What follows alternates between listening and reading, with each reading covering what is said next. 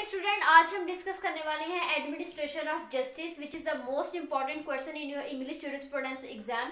Past paper की बात करें तो उसमें आपका ओरिजिन पूछा जाता है, काइंड्स पूछी जाती है, नेसेसिटी पूछी जाती है और मोस्ट रिपीटेड क्वेश्चन है ये।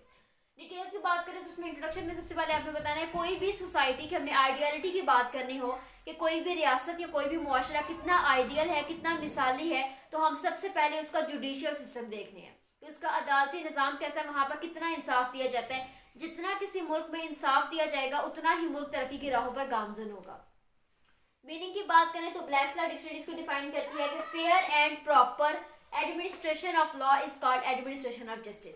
यानी कि यहाँ पर ब्लैक्स लॉ डिक्शनरी ये कहती है कि जितना ज्यादा कानून की पासदारी होगी, लॉ को ओबे किया जाएगा, उतना ही ज्यादा वहां पर एडमिनिस्ट्रेशन ऑफ जस्टिस होगा।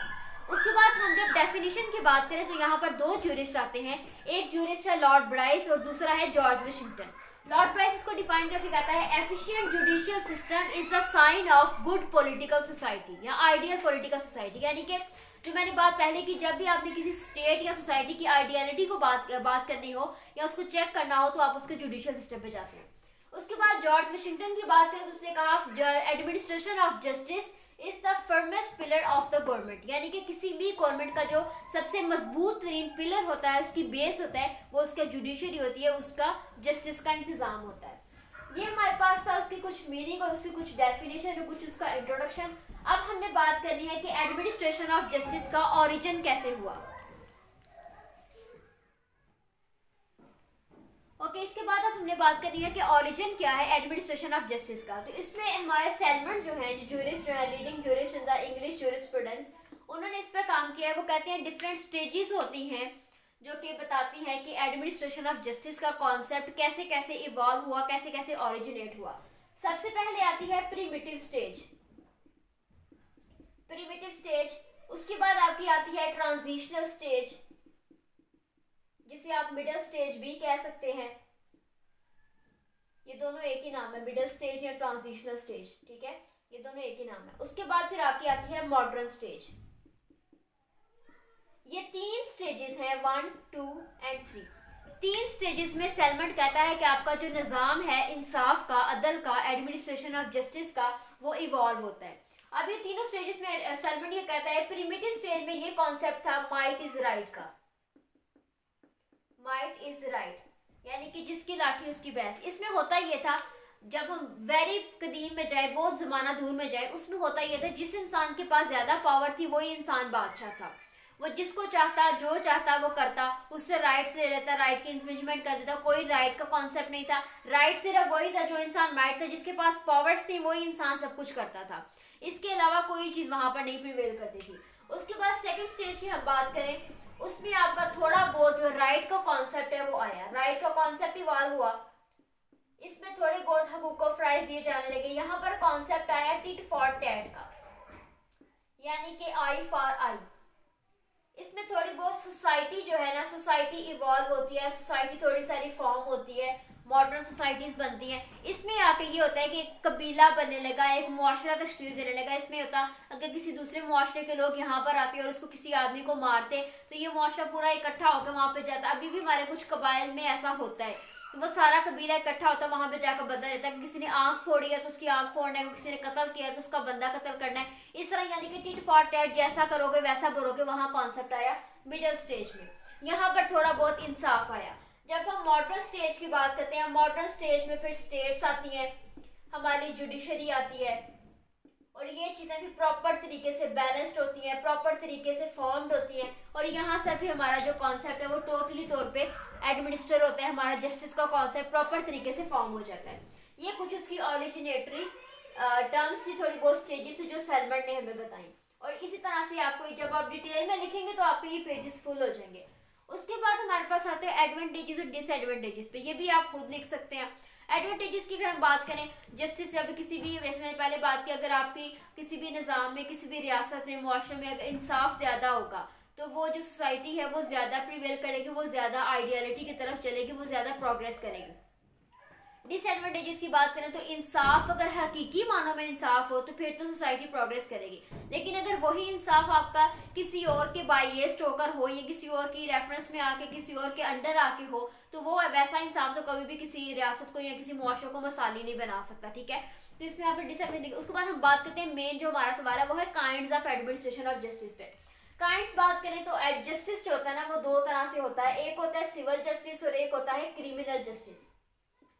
सिविल जस्टिस वो होता है जो हमें सिविल कोर्ट्स में मिलता है, और क्रिमिनल जस्टिस वो है जो हमें क्रिमिनल कोर्ट्स में मिलता है। सिविल जस्टिस में हमारे पास जो दो पार्टीज होती हैं उन्हें हम लोग कहते हैं प्लेंटिफ वर्सेस डिफेंडेंट, ठीक है। प्लेंटिफ वो पार्टी होगी जो क्लेम लेकर जाएगी, ठीक है, जो अपना सूट लेकर जाएगी, और डिफेंडेंट वो होगी जो अपना केस डिफेंड करेगी। फॉर एग्जांपल एक बंदा कहता है फलां बंदा मुझे मेरी जमीन नहीं दे रहा, वो जब कोर्ट में जाएगा उसे हम प्लेंटिफ कहेंगे, जो अगला बंदा जमीन नहीं दे रहा उसे हम डिफेंडेंट कहेंगे। लेकिन क्रिमिनल केस में या तो ये पार्टी होती है स्टेट वर्सेस एक्यूज्ड, या फिर होती है प्रोसिक्यूटर वर्सेस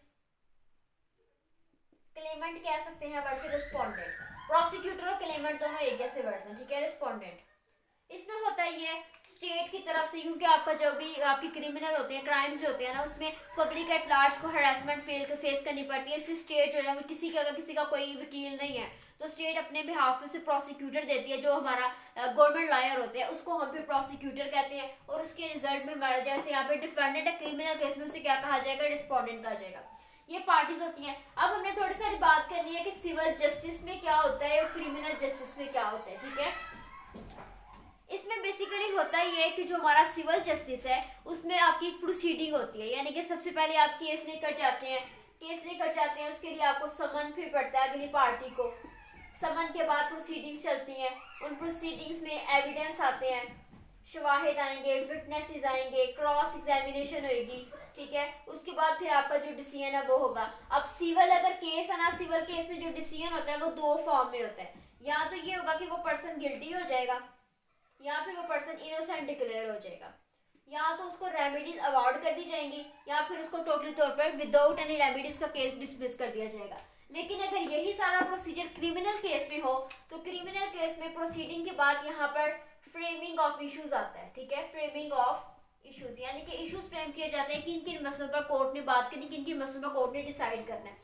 उसके बाद ऐसे ही विटनेस आते हैं, ऐसे ही क्रॉस होती है, ऐसे एविडेंस आती है। इसके डिसीजन दो फॉर्म में होते हैं, या तो उसे एक्विट कर दिया जाता है, एक्विटल विद ऑनर, या फिर उसे कॉन्विक्ट कर दिया जाता है, यानी कि उसे प्रॉपर तरीके पे एलिगेट कर दिया जाता है कि इसने इंसान ने वाकई ये कत्ल किया, ये कातिल है, ये मर्डरर है। तो ये कुछ प्रोसीडिंग्स की बात है। अब हमने बात करनी है कि सिविल जो जस्टिस है हमारा वो एडमिनिस्टर कैसे होता है, कैसे उसको हम लेकर चलते हैं।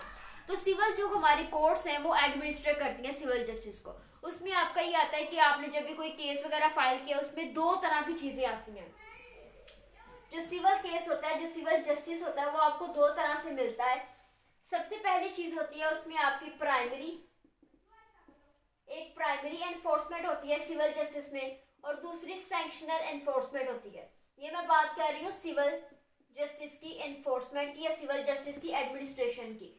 एक प्राइमरी एनफोर्समेंट होती है, एक सैंक्शनल होती है। अगर आपका कोई प्राइमरी राइट इन्फ्रिंज हुआ है तो तब हम कहेंगे कि ये प्राइमरी एनफोर्समेंट है। फॉर एग्जांपल मेरा राइट ऑफ मूवमेंट है, मेरा फंडामेंटल राइट है कि मैं जिधर चाहूँ वहाँ मैं मूव कर सकती हूँ, वहाँ मैं हिजरत कर सकती हूँ, वहाँ मैं शिफ्ट हो सकती हूँ। लेकिन अगर कोई इंसान इसको वायोलेट करता है तो मेरा ये प्राइमरी राइट वायोलेट हुआ है, इसके लिए प्राइमरी एनफोर्समेंट होगी, ठीक है। फॉर एग्जाम्पल एक इंसान कॉन्ट्रैक्ट करता है, मिस्टर ए और मिस्टर बी दो बंदे हैं, ये कॉन्ट्रैक्ट करते हैं, ठीक है। अब मिस्टर बी जो है वो कॉन्ट्रैक्ट हाफ करता है, हाफ फुलफिल नहीं करता, तो उसका ए का प्राइमरी राइट, ये कॉन्ट्रैक्ट करने का प्राइमरी राइट इन्फ्रिंज हुआ है, वो प्राइमरी एनफोर्समेंट कराएगा, कोर्ट में जाएगा, जाके कहेगा भाई आप इसको कहें कि मेरा कॉन्ट्रैक्ट एनफोर्स करें, ये प्राइमरी राइट के एनफोर्समेंट करवा रहा है। अगर फॉर एग्जाम्पल इसने कॉन्ट्रैक्ट कर लिया लेकिन बाद में ये कॉन्ट्रैक्ट की ब्रीचमेंट करता है, कॉन्ट्रैक्ट की खिलाफ वर्जी करता है, कॉन्ट्रैक्ट को फुलफिल नहीं करता, तो फिर ये इसका सेकेंडरी राइट इन्फोर्स होगा और वो जाके यहाँ पे रेमेडीज क्लेम करेगा। तो जो ये रेमेडीज क्लेम करेगा वो इसकी सेकेंडरी इन्फोर्समेंट होगी। ये आपकी कुछ आती है सिविल में केसेस में जस्टिस कैसे एडमिनिस्टर होता है। इसी तरह जब आप क्रिमिनल में देखें तो क्रिमिनल में पनिशमेंट्स ग्रांट की जाती हैं, वो कैसे की जाती हैं वो डिटेल टॉपिक लाता से। ये सवाल जो आपका एडमिनिस्ट्रेशन ऑफ जस्टिस कहना है इसका कोई खास कॉन्सेप्ट नहीं है, टू मच इजी सवाल है। कैसे हमने ओरिजिन की बात करनी, हमें पता है जब हम पास्ट में थे उसमें आपका जी माइट इज राइट का कॉन्सेप्ट था, जिसके पास लाठी है उसी की भैंस है। उसके बाद आहिस्ता आहिस्ता हमने देखा सोसाइटी इवॉल्व होती है, फिर टिट फॉर टैट का कॉन्सेप्ट आता है। सोसाइटी जब फॉर्म होती है, फिर सोसाइटी अपने इंडिविजुअल को, अपने मेंबर को प्रोटेक्ट करती है। अगर किसी मेंबर को मारा जाता है तो उसके बिहाफ पे जाकर बदला लेती है। फिर ज्यादा मॉडर्न स्टेज आती है, उसमें फिर हमारे ये सारे अदारे बनते हैं, पुलिस आ गई, फिर हमारी FIRs का कॉन्सेप्ट आता है, कैसे FIR लॉन्च करनी है। फिर हमारे वो क्या कहते हैं, जुडिशरी आ गई, जुडिशियल सिस्टम आ गया, कोर्ट्स एस्टैब्लिश हुई। ये मॉडर्न स्टेज का कॉन्सेप्ट है। ऐसे हमारा जस्टिस जो इंसाफ है वो ज्यादा मॉडर्न होता गया। उसके बाद फिर हमने काइंड्स की बात की। काइंड्स में हमें पता है दो तरह का इंसाफ मिलता है, या सिविल साइड पे या क्रिमिनल साइड पे, ठीक है।